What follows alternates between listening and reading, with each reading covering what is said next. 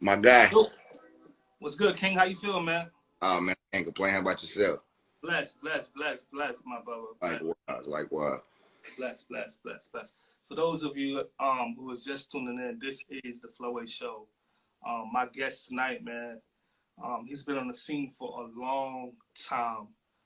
He's been on our TV screens since I think like the age of 5, right? Incredible. Something like that. Somewhere around that time, right? You may have seen him in the commercial or something early on. You may have seen him in My Baby's Daddy, School Dance, Imagine that with Eddie Murphy, Idlewild, Role Models, That's So Raven. You may have seen him in the Janet Jackson videos. Oh, that's crazy. A lot of people don't know that. And that's a host, crazy. we're going to get into that too. And a host of TV shows, commercials. You can watch him daily, bring the laughs to Wildin' Out. He's a triple threat. He's an actor. He's a comedian. He's a rapper, right? A lot of people don't know that too, unless you follow him. Show some love in the comments, y'all. Show some love on the IG Live. If you listen on iHeartRadio, Spotify, wherever you get your podcast, show some love to Bobb'e J Thompson, man. Thank you for joining me, my brother. Oh man, pleasure all mine. I appreciate you for having me, bro. Blessings. You know, it's our first time speaking. Man, how are you, man? Just like mentally. Oh man, I'm blessed, man. How are you, man? I'm blessed, bro. I can't complain. Taking it one day at a time, controlling what I can control. You did. Mm-hmm. Facts. You know, this is our first time talking. I want to tap into your history just a bit. And, you know, you've been doing this for a long time. I've been watching you from when I was a kid as well. You know what I mean? And watching you on film and TV. You know, how did you get into acting? What about for you? Well, acting was one of them things that kind of just happened for me. You know what I'm saying? Still to this day, my passion is music. That's what I do. That's what I love. You know what I'm saying? I did the Apollo Theater. They had like a showcase in my hometown, Kansas City, Missouri, at our local mall. And I went and did the showcase, and then they flew me to New York. I did the show in New York, and then I went back for the finals. And each time I would go and do like Apollo, both times I went, I showed little glimpses of personality outside of me just rapping and performing the song, whatever the case may be.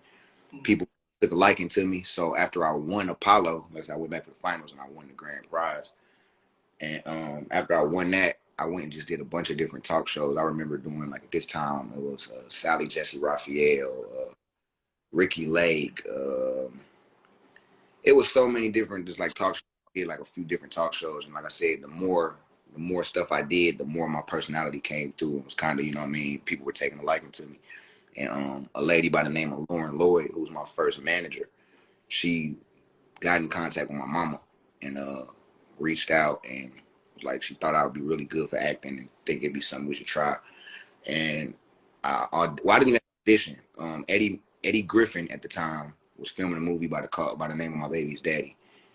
And Eddie Griffin, who's from Kansas City as well, when they went to show like the tape of me performing on Apollo, because I didn't have an audition for the role. They was like, man, we see this kid, he's on Apollo, and he's brilliant, he's performing, and he's from Kansas City.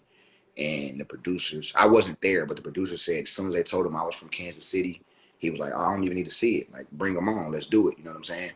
And that was the start of my acting career. Like, it was something that just kind of fell in my lap in a sense, but I grew a love for it the more I did it, and you know what I mean, the more I got into it. Wow, that's crazy. And you know, every time I'm getting ready to have a conversation with somebody, I always go and go back and look at videos and clips and stuff like that from the beginning. And I stumbled across the Apollo, and I knew nothing about that. You know what I mean? I was like, oh shoot, look at this guy, young fly dude. So that you know, that's crazy, man. How was it, you know, being a young black kid from Missouri, and you know, kind of making that transition to being a young black actor in Hollywood? You know, it has its challenges. It takes getting used to. You got things that you'll be used to just being a regular inner city kid and having family that's still going through regular real life struggles, and doing, you know what I mean, regular real life things for a living, or you know what I mean, things of that nature. So it's like it takes some getting used to. I'm very appreciative and grateful for the type of mama I had. She kept me grounded, made sure I, you know what I mean, never forget where I came from, made sure I stayed true to where I came from. And you know what I'm saying? So like I said, it had its challenges, but it wasn't like a hard transition because I had a solid foundation. Mm-hmm. And how was it like going to school, right? Like, did people like notice you, know you? Were you Yeah, like a my popular kid? mama was very, very, very big on keeping me in public school, so I would interact with other kids just because I work with adults on the regular. So she was like, whenever you're not working, you're gonna be in a public school, you're gonna interact with other kids, you're gonna be a kid, you know what I'm saying? Mm-hmm. And so school was like, it was crazy because everyone, like I said, everybody knew who I was, but it was fun. It was cool. Like, I ain't, you got, I mean, I feel like you a young black man in any school, famous or not, you're gonna get into fights. You're gonna have guys that you like. You're gonna have dudes that you don't like because of a girl. You know, it's like, I've been famous since I've been in public school my whole life. So famous or not, like, so I lived a regular life. You know what I mean? So it was like, although I was who I was, like, I didn't carry myself like the famous kid at school. I just carried myself like, you know what I mean, one of the other kids at school, you know what I'm saying? Like, Mm-hmm. and so it made it fun for me, honestly. Wow. Wow. You know, you've been in the game like 20 plus years. You know, Oh, whoa, who whoa, whoa, whoa, whoa. Have I? I don't want. He's like, I want to sound old out here. You just made me feel old. Who Nigga, you know 20 who? plus. You You do ain't the lying, math. bro. You ain't Do the lying. math. You ain't Do lying, the though. math. You know who's some of the people that you studied, right? On your come up, and you really grew inspiration from. Who's some of those people? Um, First and foremost, Martin Lawrence, for sure. Um, Martin Lawrence, Bernie Mac, Hmm. um, who else? Eddie Murphy, of course. You know what I'm saying? Like, that's a given. I've always been into, you know what I mean? Just, I've always been into comedy and other, like, I've always had a liking for it, but like, I never could imagine that that's what I would do for a living. You know what I'm saying? That I would be on people TV screen, make people laugh. Like I said, I wanted to rap.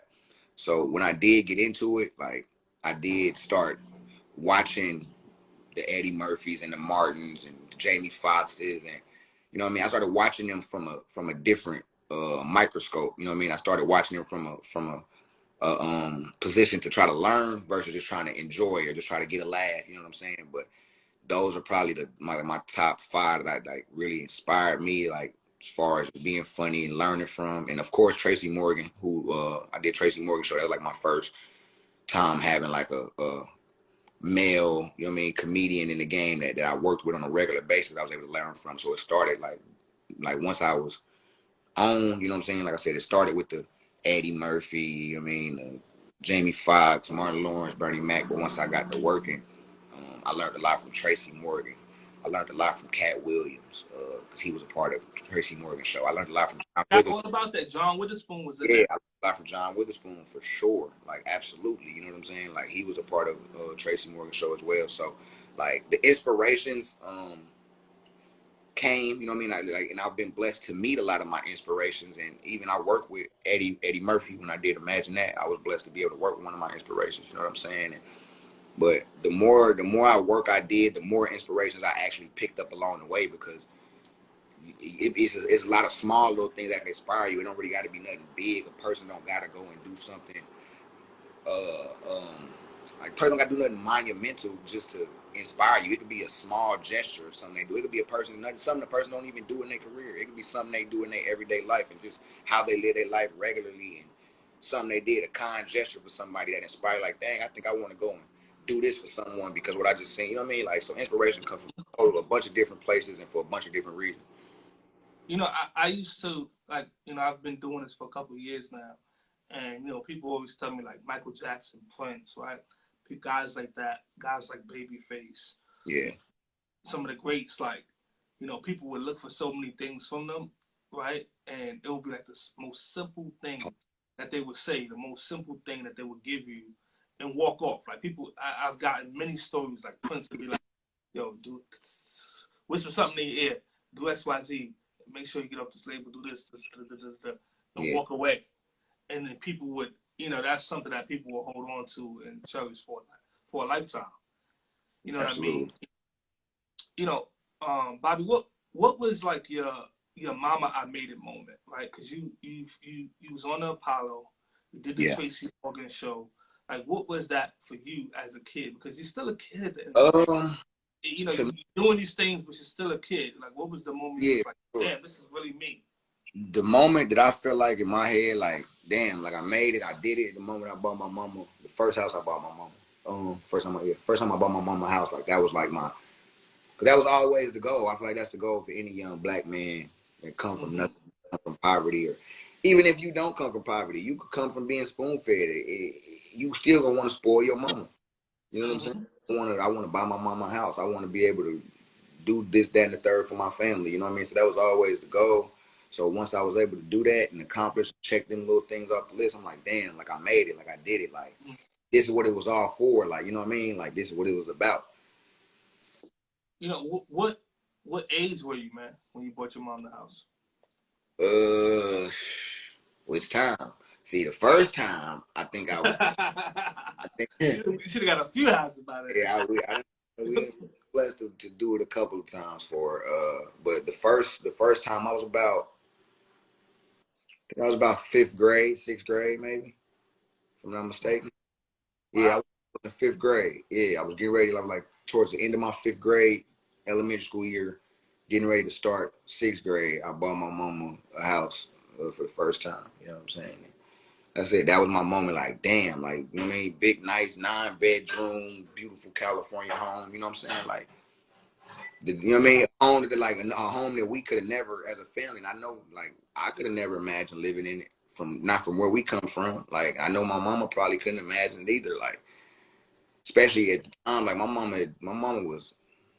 had me in her mid, like 30, like 32, 33 when I was born. So she had lived so much of her life and she was used to the norm. She was used to living how she had been living and getting by and just, you know what I mean? So, she counted her blessings. Yeah, like at 40 years old to be seeing things that you know what I mean, in a 7-year span from 33 to 40 from my birth to me being 7 years old, you seen more in that 7 years than you did in your 33 years. And I don't think my mama expected that. You know what I'm saying? Like, and that's what it was about. Like, just being able to give my mama, give my little sister, and my loved ones, the people that mean the most to me, a life that they never probably could have imagined. Like, nobody could have imagined it because we don't, that type of shit don't happen where I come from. Like, it don't. Like, I mean, not at least not back then. Like, it happens more often now, which I like, the power of social media, which I like, and it gives people you know what I mean, a bigger chance to get their material and get their talents and gifts out there so people can see them and discover them. But back then, we didn't have that. You know what I'm saying? It was like, it was literally like, you know what I mean? God, you had to be chosen. It just was a chosen thing. Like, when your time came, it was like, you know what I mean? You couldn't really do anything to put yourself out there, especially not at my age, you know what I mean? In Kansas City, Missouri, I'm from a small town. It wasn't no, you know what I'm saying? Like, I was chosen. The Voice wasn't coming through. American Idol wasn't coming through there. Yeah, wasn't coming through there. They weren't looking for talent. It was either New York or LA. That's really where people you get discovered at. Absolutely. Wow, that's dope, man. That's dope. Sixth grade, man. Sixth grade. That's super dope. You know, often, right, we see child stars, right, people who grow up in front of the camera. You know, they often, you know, when they get older, right, sometimes it becomes a struggle getting those mature roles, right, because people still see them as a kid figure. And we've seen this quite often in the business. You know, is this something that you've ever encountered, and absolutely, how do you deal with it? Absolutely. I definitely experienced it. I still kind of experience it in the acting world. You know what I mean? Not so much with like things like Wilding Out, because that's not really acting. We not playing no roles up there. We up there being ourselves, so that's kind of a different ballgame.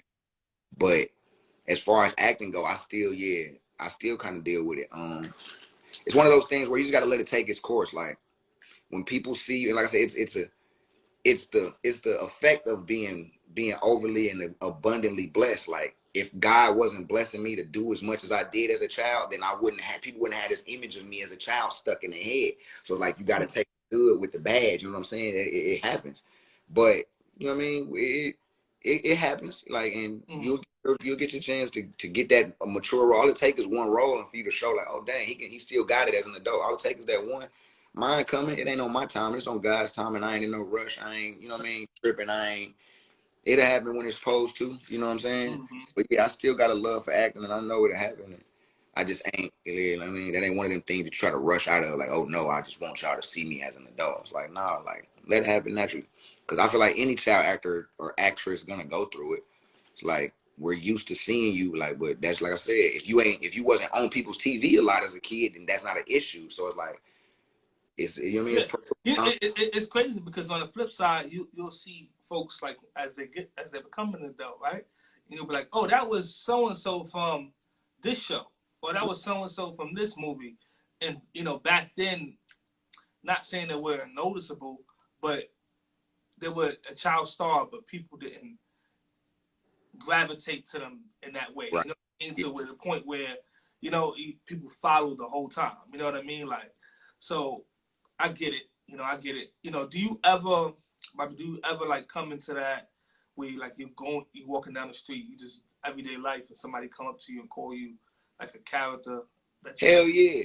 I still like today. It be like, and what makes it funny, like this is like, I ain't gonna lie, like it's become one of my favorites because it shows me what fans grew up with me. You know what I'm saying? So it's like the people that come along like, man, nigga, you Stanley. I don't care what nobody say. You always gonna be Stanley to me. Like I love that, honestly. Like, to me, it's like, damn, like, because then people they be 28, 29, 30, so like, damn, like, I was a part of your childhood. Like, you know what I mean? Now I see, like, it's like the same way that I feel when I meet the people that inspired me to do what I do for a living. That was a part of my childhood. When I got to meet the Eddies and the Martins, and I'm like, dang, like, nigga, you always gonna be Marty Ma to me. You know what I'm saying?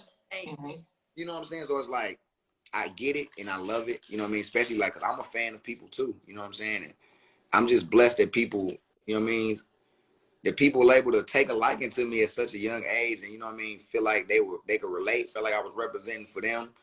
Every inner city kid, every, you know what I mean, every badass kid, every alternative school attendee, I was representing for us, baby. We did it. Somebody said Lil Tupac. Yeah, you see? Yeah, my bad. You see what I'm saying? Everybody, that's I mean, dang, and that means that you played the role well. See that? Like, that shows me people that has followed my career from the very, and that's an honor. Like, you don't have to pay. Like, I mean, you don't gotta watch me and everything. Or you don't gotta know. Oh, I know you did from the beginning. Then you doing this. I see what you're doing now. Like, that's a blessing in itself. Like, just people that pay attention to your longevity and that know, like, man, I know how long you've been doing it. Man, I've been a fan since this. That's always an honor because people don't got to do that. Nor do people got to give you your flowers, man. Like, people don't have to. You know what I'm saying? That's just, you know what I mean? You know, somebody just said, I look like Tyler Perry. You know what, man? We're not doing that, man. We're not doing that. We're not doing that. Yeah, you ready for this? You ready for this trivia, man? This 90s trivia? I told you about it. Yeah, let's do it. What you sipping on tonight? A little bit of goddamn little tequila, man. Little tequila. Y'all already know what I'm on. Shout to Bel Air Bamboo, you know. You ever tried that bamboo rum? Nah, Bamboo, send me some. I'll send you some. Yeah, I need some. Give me some rum, man. And I wasn't really a rum drinker until I started messing with the bamboo, and it's real smooth. Hey, man, tell them holla at your boy Bobb'e J, man. Let's get it going. Let's get it going. So if you're 21 or over, you can join us, right? So what pretty much how the game goes is I give you a series of questions. It's going to be pretty much focused on like the 90s hip hop scene, music, and pretty much you get it wrong, everybody take a shot. So if you're watching, take a shot with us. Get it right, we straight. You can take a shot anyway, even if you get it right. You know what I mean? It's gonna be if I'm taking a victory shot or a sympathy shot, but I'm taking it. Either way, right? Either way. So, all right, let me get my game voice on. In which notorious B.I.G. commandment does he say, I don't care if they want an ounce, tell them bounce? A, number 4, B, number 5, C, number 7, or D, number 8? I'm gonna go with B, number 5. Yeah. Let's do it. You was paying attention. Let's do it. I was paying attention. Cause I was in the kitchen. Listen, my folk was in the kitchen, so I was paying attention. Oh, okay. All right, cool. You got that one. Ooh, this one, I don't know if you know this one. In 1993, this group received a lifetime ban from Saturday Night Live. 93? Yep. A, Cypress Hill. B, EPMD. C, NWA. Or D, Wu-Tang. I'm gonna go with D. Wu. No, I'm not gonna say that. Yo, all these groups was crazy. That's the crazy thing. Yeah, 93? 93, got a lifetime ban from Saturday Night Live. Fuck it. Everybody banned these niggas. I'm going with NWA. Fuck it. Everybody was banned. No, that's what I thought, right? That's what I thought. EPMD, wasn't it? Nah, Cypress Hill. Oh, that all they do is smoke weed. They don't hurt nobody. Cypress Hill got a lifetime ban from Saturday Night Live. That's some bullshit. That's some bullshit. Why would you ban the weed smoking niggas? Right. They be chill. We just be high. That's the first thing I thought. Be real, I feel for you, my dog. Huh? I said, that's messed up. I feel for Be Real. For real, man. All right, cool. Next one. All right. The track Hey Lover featuring Boyz II Men appeared on this LL Cool J LP. Oh, shit. A, 14 Shots to the Dome. B, Mama Said Knock You Out. C, Mr. Smith. Or B, Pandemonium. Can you repeat the question? I don't know what. Hey Lover. Hey Lover. LL Cool J. Which album was it on? Shots to the Dome. That's A. Uh-huh. B, Mama Said Knock You Out. Okay. Or C, Mr. Smith. I'm going to drop the third one. I'm going to drop B. I'm going to give you the first 3. You said Hey Lover? Hey Lover, hey Lover. Da, da, da, da, da, da. That was the smooth shit. What album was that on? I don't think I was buying albums back then. I don't know whose album was what. What's my options again, man? What the hell are my options? A, 14 Shots to the Dome. Okay. B, Mama Said Knock You Out. Or C, Mr. Smith. Think about it. That was a smooth record. Smooth record. That's when he went from Mama Said, I'm kind of giving you a hint. That's when he went from Mama Said Knock You Out, and then he started doing the smooth shit.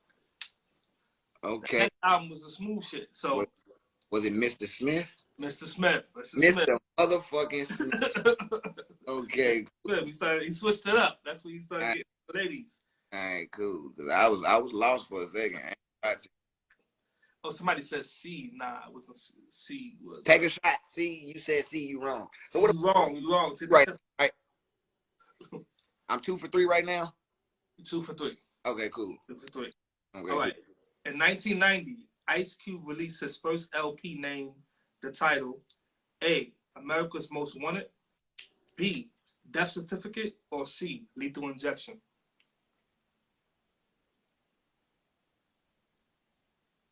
1990, Ice Cube, his first album. Lethal Injection. Come on, man. Everybody know that one. No. America's Most Wanted. Take that shot, boy. America's Most Wanted. That was his first joint. Damn, bro. Mm-hmm. That was his first joint. Let me see if you know this one. Damn it, Bobster. Oh, okay. Which group recorded the 1994 track, Tootsie Roll? Oh, who is these niggas, Tootsie man? Roll. A, I know. B, 69 Boys. Or C, 95 South. I know it ain't Uncle Luke now. You can X them out. Yep. I don't even know who 85 South is. The only 85 South I know is DC Young Fly now. You said 85 or 95 South? 95 South. 95 South. You see, all I know is 85 South. I don't even know 95 South. And who was the other option? 69 Boys. I'm gonna take a shot in the dark. I'm gonna just go with 69 boys because the mother. Right. That's right. Yep. That's right. Damn. 69 boys. I don't want no another shot. Thank you, Lord. You know what's funny? Because I was like 95 South. I'm like, nigga, I know 85 South. They're my partners, but I don't know 95 South there. All right, cool. Oh man, I know you don't know this one. This is East Coast rap. Who did Jay-Z take subliminal shots on the track Imaginary Player? A. Cameron, B. Mace, or C. Nas? On what song? Imaginary Player. Imaginary Players. You said, was it Cam, Mace, or Nas? I'm gonna go with, what year was this? What year was this song?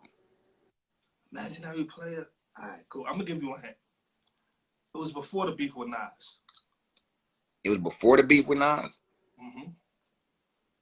And then you said Cam, Mace, and Nas.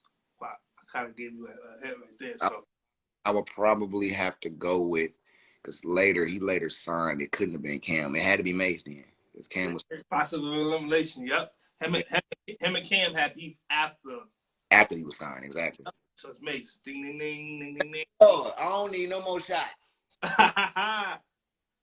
Ooh, okay. Big Mac, go ahead. Thank you, Big Mac. My boy Radio, Big Mac. What's going on, champ? What's going on? All right, cool. On which MTV game show did Spinderella DJ? A. Lip Service. B. Say What Karaoke. Or C. Wildin' Out. Wait. Did who DJ? Spinderella. Which MTV game show? Shit. Was it Wildin' Out? Did she come and do it on? Is that a trick question? Did she come and do Wildin' Out and do it? Was it like an all ladies thing they had going on and she was the DJ? We do shit like that from time to time on Wildin' Out. We uplift women. We like a women's only. Only guy I know that DJ on Wildin' Out is DJ G-Rep. Okay.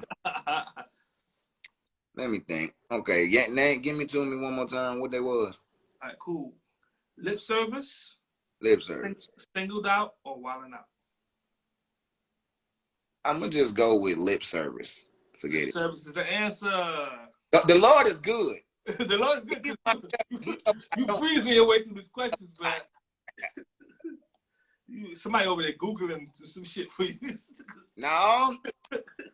we just... Ooh, okay. All right, cool. Shit. How many questions? You want me? We got a few more, like 3 more. All right. What was the first single released on Will Smith's debut LP, Big Willie Style, right? Mm-hmm. A, Getting Jiggy With It. B, Just the Two of Us. Or C, Men in Black.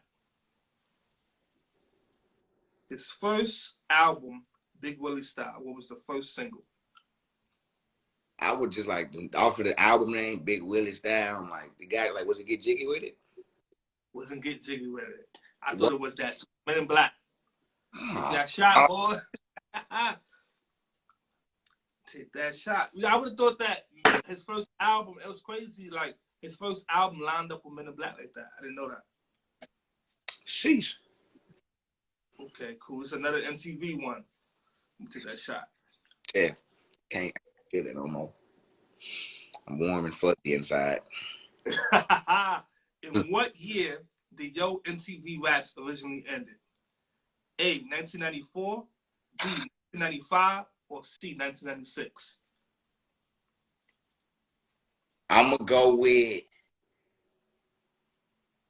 just because it's the year I was born, 96. Take that shot, boy, 95. That's the year originally ended. What? Bro, I knew it. We good. That was the last one. You made it through. What was my total score? I lost count. Somebody put it in the comments. I think you did. So I know you got. I think I like 3 out of 7, something like that. 3 out of 9. 3 out of 9. 3 out of 9. I'm gonna give you one bonus one. You ready for it? Come on. We're gonna do one bonus. Let me see. All right, this might be an easy one. Who was the first female artist to have a platinum solo LP? A. The Brat, B. Eve, or C. Little Kim? First female artist to have a But platinum solo LP. was out before both of them. Huh? It would have to be Lil Kim. She was out before both of them. No? Brat. The Brat. I'm gonna get that one to you. It was the Brat. The Brat came out first. Yeah, Brat got the Yeah, fuck. the Brat came out first. So Deaf. The Brat came out Oh, first. right. See, man, I need to do some motherfucker. I need to get my guy. Yeah, the Brat came out first. Lil Kim came out. You know what it was? Lil Kim dominated so much because she brought that. She came out with the sexiness. You know what I mean? So the Brat was a part of that. You know what I mean? Afro puff woman. You know what I mean? Days. You know? The Brat was a part of the women that had to kick your ass. Right. Yeah. Right. She was a part of that. She was part of those days. All right, you did good, bro. You did good. My God. Right, cool. Let's move it on. You know, all right, let's talk Wildin' Out. You know, we always see Nick giving out opportunities, you know, to people of color. Absolutely. You know, walk us through, you know, pretty much the process. Like, how was that like with the phone call? How did you get the phone call, like, to join the cast? Nigga, I ain't gonna cap. The most random shit ever. I was living my life on just a regular. He said, this ain't gonna be no different kind of story, nigga. It's gonna be the most random shit ever. Random. Nigga, they called me on a Tuesday. I was on a flight Thursday. Like, random and very rapid. Like, they called me. Or no, they called I think my agent at the time. They called me like, hey, is Bobb'e J available? Wildin' Out. And I was like, yeah, I'm available. Like, that's something I've always. Me and Nick go back. We did the movie School Dance, which he wrote and directed, and I did 2 talk shows that I had of my own that MTV had picked up, but we never moved forward with it. That Nick was the executive producer of. So me and Nick relationship go far back. So he had always told me, like, man, I'm writing a movie for you. We putting this movie together for you. We gonna let you know. So once it came together, I ended up doing the movie School Dance. So when we was filming School Dance, I wasn't 18 yet. I used to keep telling Nick, like, yo, Nick, I want to be on Wildin' Out. Like, this is when they was first getting ready to bring it back. I'm like, bro, I need to be on Wildin' Out. I'm like, I got you. Whatever it may be, let me know. And that's the thing I was saying about God's timing. Like I said, I was about 17 at this time. I didn't get on Wildin' Out. This was probably 2014. I don't think I got on Wildin' Out about 2018. You know what I'm saying? And like I said, it was a random day. I'm just chilling. They called my agent. My agent called me like, yo, is Bobb'e J available? And I'm like, yeah, man, Nick know. That's my guy. He know I love him. He know I love this show. He didn't want to do the show. You know what I'm saying? And like I said, Thursday I was on a flight. Friday, Saturday, we were shooting. Now it's been up from history. I'm 10 seasons in. And it's crazy, but nigga. That's love. That's love. And that's something that you expressed that you always wanted to do, man. Shout out to Nick, man. Nick Cannon always giving people opportunities. If he tell you he gonna do something, he gonna stand on that. Like, and nigga, he a man his word. Like, he like, bro, I got you. We gonna get you. You know what I'm saying? Like, and you know what I mean? Well, he called me when he told me about the movie. Then he called me. You know what I'm saying? Like, that's one thing about bro. He always keep his word. Flowers, man. We gotta give him his flowers. Was School Dance your first lead role? Yeah, that was like my first where I'm #1 on the call sheet. That was the dope. Yeah, for sure. Once again, my boy Nick, my first on the call sheet. You know, my first time being on the call sheet, my starring role. Then he gave me my first live television performance, which y'all will see season 19, Wildin' Out. Yes, sir. Yeah, you know, my boy, man, that's my guy, man. Nick. Yeah, every day. You know, y'all be going at it, man, on the daily. You know, one of my favorite shows, man, still to watch. You know, and I travel a lot whenever I'm on the road. I be in those hotel rooms and I get like that MTV Wildin' Out channel. Oh man, yo, I be having a flight the next morning. Let's say I get to my hotel about 3. After 3, I start laying there. I'm like, I gotta get on this flight at 10 or 9 or 8. Yeah, I'm gonna give me some sleep. I end up sitting there watching y'all go at it, man, for hours. It's 6:30, 7 o'clock. I'm like, I might as well not even go to sleep now. Because if I go to sleep, I'm gonna oversleep for this. You know what I mean? Was there ever something, Bobby? Was there ever something like that was said that you said right on the show that really offended somebody, or somebody said to you that really offended? Like, did y'all ever? Was it ever one of those moments where shit really got heated? I ain't gonna say never. Shit never really got heated because we all know what we there to do. You know what I'm saying? But I feel like there's definitely been moments where I've offended people, and there's definitely been moments where people may have or may have not offended me. I ain't gonna say offended me, but I be like, "Ooh, that one sting a little bit." Like, "Ooh, that was good." That was more personal than funny, but it was good, motherfucker. I'm on your ass, though. It's like we light a fire on each other. It's like we do 30 episodes a season, so you may get me one day, but motherfucker, once you get me, I'm on your ass all I'm the on way. your ass. I'm coming back next recording. I'm on your ass. I got something for you. Yeah, for sure. Got something for you. Shoot, man, got something for you.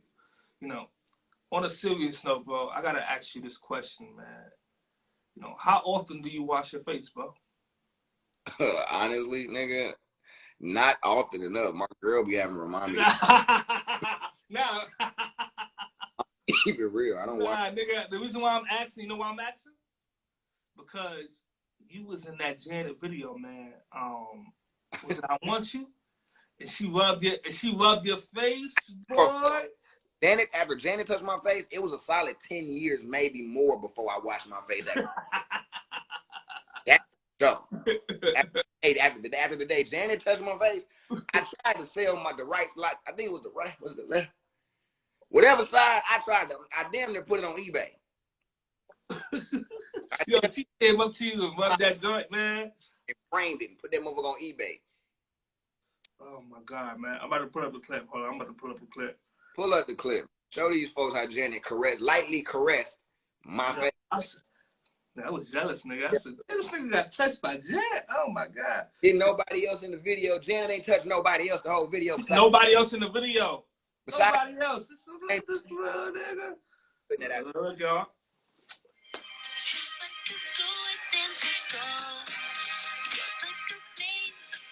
Oh, no.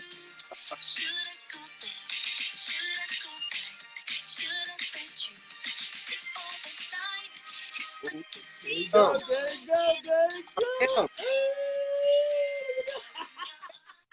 Janet hold my face.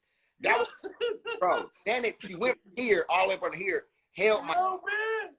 Yeah, he was all googly eyed too. Nigga was all like. I told these niggas I'm him. These niggas know Janet. These niggas ain't met Janet. Niggas ain't met Janet. Niggas face. You niggas better talk to me with some respect. With respect. That face is worth some money. Janet done caressed this whole left side.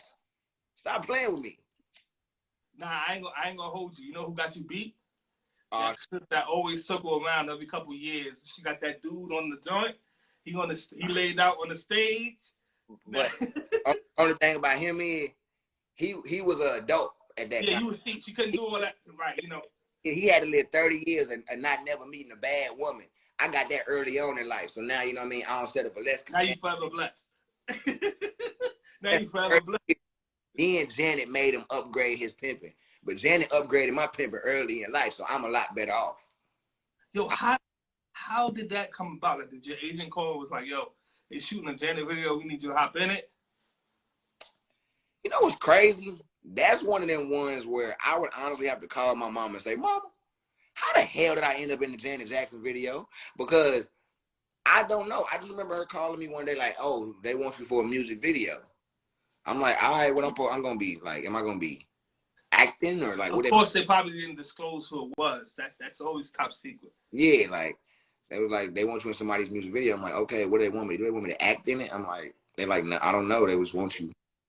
I'm like, all right, come on, I do it. Especially because I love music. So I'm like, in my head, I'm like, man, damn, it's probably about to be, nigga, I'm probably about to be in a new T.I. video. I'm probably about to be in this guy. You think you about to be over here like this? Man, what's up, homie? I'm about to be in them over here. What?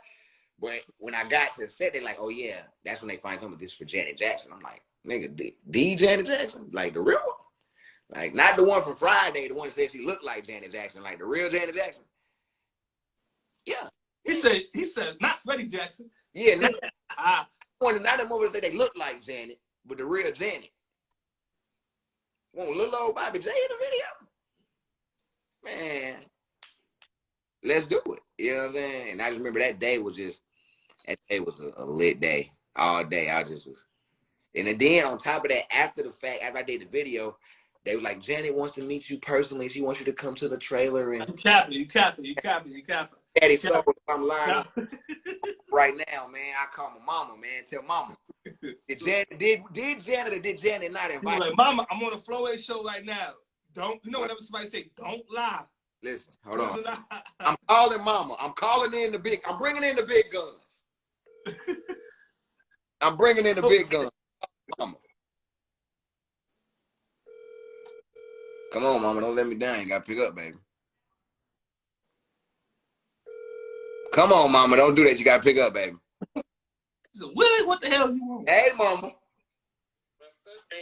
What you doing, my love? Watching. Okay, cool. So check me out, right? I'm doing this interview, right, mama? Yes. And we was talking about the Janet Jackson video, right? Yes. All right, so I told them I'm giving them the whole rundown, the play-by-play. They think I'm capping, mama. They think your baby capping. They know you ain't made no capper. You ain't made no. So I told them, I said, man, after the video, when we was finished, Janet, where did Janet invite us to after the video? Oh, where? Wait, mama, where? A trailer. Oh, okay. You know what I'm saying? That's mama. I brought in the big guns. You heard it from the big dog. That's dope, man. Big dog. All right, mama, I love you, baby. I'll call you when I finish. Thank you, mama love. Thank you. All right, mama. Confirmation at its finest. Yeah, OG. Back, the real one. We didn't really doubt you. We was just hating. You know what I mean? We didn't want it to be true. You know what I mean? We didn't want it to be true. You know what I mean? But that's dope, man. Super, super dope. Oh man, that's a you forever, man. You forever. That moment right there, that's forever, man. Forever. You know, you do music as well. You know what I mean? You've been tapping into the music out here, moving on that. You know, how do you balance, you know, your acting career, and pursuing music? How do you balance the two? You know, with music is one of them things. It's like, no matter what's going on in my life, I'm always gonna do music. That's like a, you know what I mean? That's like a venting tool. It's like a big passion of mine. It's something I got a love for. You know what I'm saying? So, it's not really hard it's not really a hard balance for me. Like, I love doing them both, and it's like, as long as I'm doing what I love to do, it don't matter which one I'm doing. Mm-hmm. That's kind of where I'm at with it. So the balance is easy. I make time for one. It's like having two girlfriends that know about each other and love each other too. So I make time for both of them. It's perfect. Like, I could do both. He said it's a threesome. Yeah. Me, music, and acting is a threesome. It's like we all together. We ain't tripping. Anything you got like on the pipeline as far as on the music side that you working on? Yeah, man, I'm putting together the EP, man. It should be dropping real soon. Once I'm waiting, because like I said, I performed on Wild this past season, so I wanna make sure I drop around that time. You know what I'm saying? Capitalize market. You dig what I'm saying? Hello. You've been doing it for a long time. You know how to roll it out. You know how to roll it out. Making sure it's right and all the way right and going when everything is going and flowing. But yeah, so definitely got an EP on the way. Most definitely. Dope. You know, there's this thing, right? You know, people are saying, you know, we've seen countless. I was talking about it earlier as well. We've seen countless deaths in the hip hop community. You know, for a very long time, and it seems like it becomes more and more frequent in this day, right? You know, what's your statement on people? What's your statement? You know, what's your take? I would say on, you know, people saying that being a rapper is one of the most dangerous jobs that there is. Yeah, absolutely is. You in the limelight. You in a situation where 90% of the time, wherever you go, it's being broadcasted that you're there before you even get there. You know what I'm saying? With concerts, so people can prepare to do harm to you. People have time to wait to try to set things up, or people can get close to you and play friend to you for a long time to be able to set you up. You know what I'm saying? So I definitely do believe if it's one of the most, if not the most dangerous job in the world. You know what I'm saying? But it's the same thing for like a police officer job is dangerous. But if they got a love for what they do, they gonna do it. You know what I mean? If they know the risk. Your local drug dealer, his job dangerous, but he know the risk he taking to prosper. You dig what I'm saying? So one thing I can say, if you gonna take it, will come with it. So you know what I mean? Always be safe, but stay dangerous. You know what I'm saying? Keep your third eye open. You know what I mean? I don't even want to say don't let no new niggas around you, because new niggas don't always be the problem. It could be your old niggas that cross you out. It could be a rap nigga. It could be a nigga like, you know what I mean? It could be because you're doing your job. You're out interacting after you doing a show, you doing a walkthrough, you're somewhere doing what you have to do to feed your family. You know what I'm saying? Like, imagine you working and a nigga come to McDonald's and kill you while you on the fries. You feel what I'm saying? You at work. Like, these people be at work. Like, you know what I'm saying? Like, doing what they do for a living, you know? It should be crazy. You know, like my take on it is, I think that if you're black and you're trying to do something, you're trying to accomplish something, or you know, you're what people define as successful. Yeah, it makes you an easy target. Yeah, I think that we see it common in hip hop because these people are famous, right? And it's broadcasted. But like you said, you could be going to hustle at that McDonald's. You know what I mean? You could be going to work at the barbershop. You could own your own barbershop.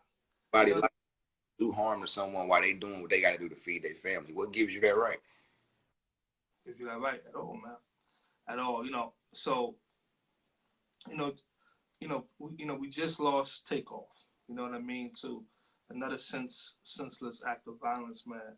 You know, did you ever, being in this business, did you ever get a chance to correspond with him or Wild Out, anything like that, Amigos, anything like that? Actually got a chance. I don't think.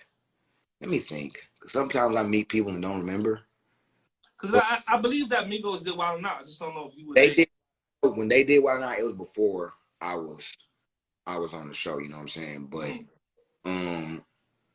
I can honestly say I never personally met him or personally hung with him or kicked it with him.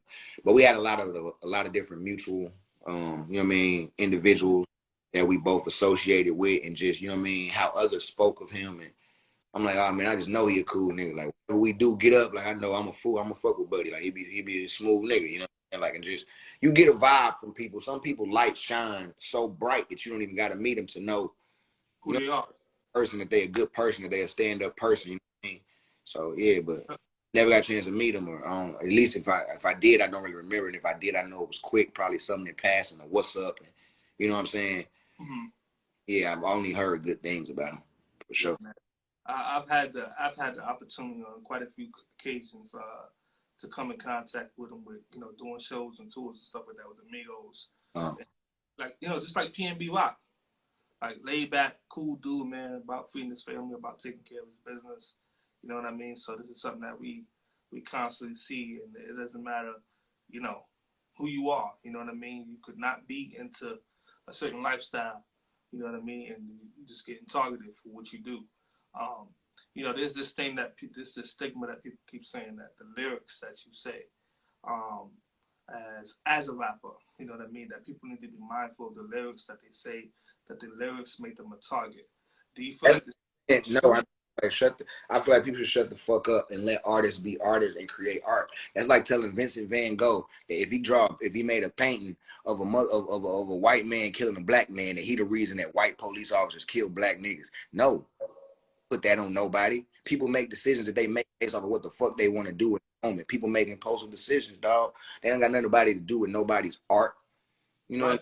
Like, don't get me wrong. Some people do take things literal and don't, you know what I mean? And whatever the case may be, and some people do listen in to certain shit a little too far, whatever the case may be. But nah, man, let artists be artists. That's my take on that as well. I can't agree with you more. I'm not gonna tell a painter that if a painter make a painting tomorrow of an officer killing a young black boy, and then somewhere in America it actually happens, y'all gonna say that painter's the reason he shouldn't paint those type of things. Motherfuckers talk about what's happening. Motherfuckers, they talk, they not rapping about no shit that ain't happening. Whether niggas was, before rap was a thing, niggas was killing niggas. People was getting killed. So people can cut it the fuck out, man. Don't try to blame. They want to take whatever. That's our culture as the black community. That's our culture, always has been. That's one of the few cultures that they've never been able to dominate, you knowing who they are. And so they gonna try to take it from us. They gonna try to, you know what I'm saying? Silence you. Yeah, silence in the sense, or make it seem as if, but you know, I don't believe that what these artists are creating is the reason for is make a decision based on what the hell you want to do, where your head is at in that moment. Like me personally, it's never inspired me to do no dumb shit. That's me. So just, and I can only speak off of my experience. I can't speak for the next man, but I know me. A song never inspired me to do no stupid shit. A song gonna inspire me to do some fly shit. A song inspire me like, damn, that nigga talking about them diamonds and this, that. A song inspire me to go get that. Talking about, oh, he fucking foreign hoes. Or a song inspire me like, damn, I want to music like me coming up. That's how music inspired me. Like, damn, I want to have the cars, clothes. I want to run it up. Like, well known. You know what I mean? Like, I don't see music inspiring. It made you want to. It made you want to. But you know what I could say You about people and to go and live like rappers. That's the only type of inspiration I've never seen music like really have on people from my point of view, the people I know, and then myself, like, made people hustle so they can go live like these rappers. Now, whatever that's a story. Whatever your hustle may be a different story, but your hustle gonna be dependent upon your surroundings, your environment. Your hustle not gonna be dependent upon the music you listen to. So just because you listen to a music about killing, robbing, stealing, nigga, if you live in the ghetto and you feel like, I want to get this, so nigga, you be like, shit. You see niggas around you already killing, robbing, stealing, regardless of the music they listen to. It's like, this is what I'm gonna do. I'm gonna sell these, or I'm gonna do this, or I'm gonna do that. You know what I mean? Like, regardless of the music too. I know some nerds listen to country music that ain't talking about killing nobody.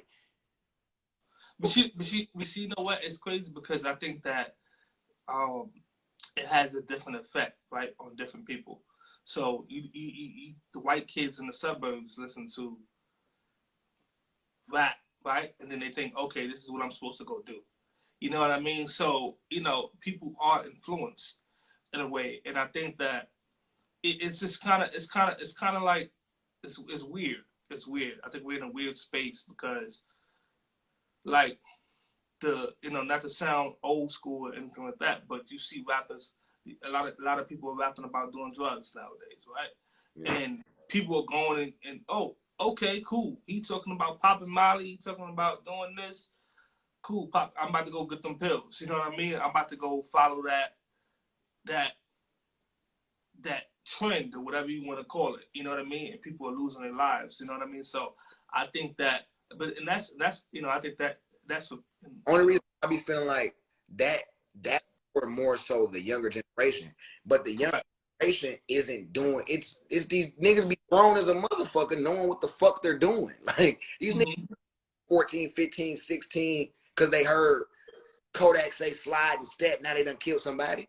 These niggas be 25, 26, 30 years old, man. They not influenced by no music. Now with the drug situation with the young people, yeah, that's one thing. Like I can say music influenced me to smoke weed, but I don't feel like that was dumb shit.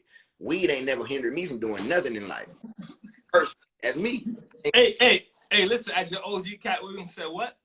He said hungry, sleepy, happy. Come on, man. Talk about it. All of the above, you know what I mean? So like more so in the young generation, yeah, music can influence them to try things. But like I said, when it comes to most of these senseless and killings, these niggas that be grown ass men, these don't be little ass boys that's just young boys. Nah, it'd be us. It'd be us. It'd be us. It don't be your little homie killing the big homie. That ain't how it be. It don't be the 17-year-old that listen to Young Boy and now he like, I ain't gonna lie. All the young, like, I don't know too many real, like, older niggas that listen to NBA Youngboy, right? Now, I'm going to say this, right? You got NBA Youngboy core fan base is what? Young people, right? All right. Right. So, he's one of the rappers that do a lot of rapping about killing and stepping and whatever the case, sliding on your ops, right? Cool, right? So why is it that these young people, we have a drug problem with our younger generation? It's not, we don't have a problem. One of their biggest rappers don't even talk about drugs that much. He talks about killing, sliding, and doing all of that more than he do drugs. Correct. So if the problem was truly the music, I feel like we would see it in our youth more than we would see it in these grown ass niggas that know what the hell they be doing. Like, that's my opinion. You know what I mean? Everybody don't have to agree with it, but that's my outlook on the situation. Mm-hmm. Mm-hmm. I can take that. I can take that, man. You know, again, man, you know, it's like you said, it's the influence. It's the influence, man. Of you wrapped it up. You said it. You took all the words, my brother. You took all the words on that, man. Anything in the future that we can look forward to? I know you got the He on the way. He on the way. Season 19 coming. Yep, season 19 and season 20. We just knocked out both of them, so both way. Season 19 and 20 on the way. Yeah, you know what I mean? Whatever God has in store for me, man. I one day at a time, man. Mm-hmm. Anything we didn't touch on? I think we touched on everything, man. We touched on everything. Let's do another shot, bro. Let's do another shot. All right. We got the trivia in. You lost a couple. Shot of the couple. Do another shot, man. My God. Man.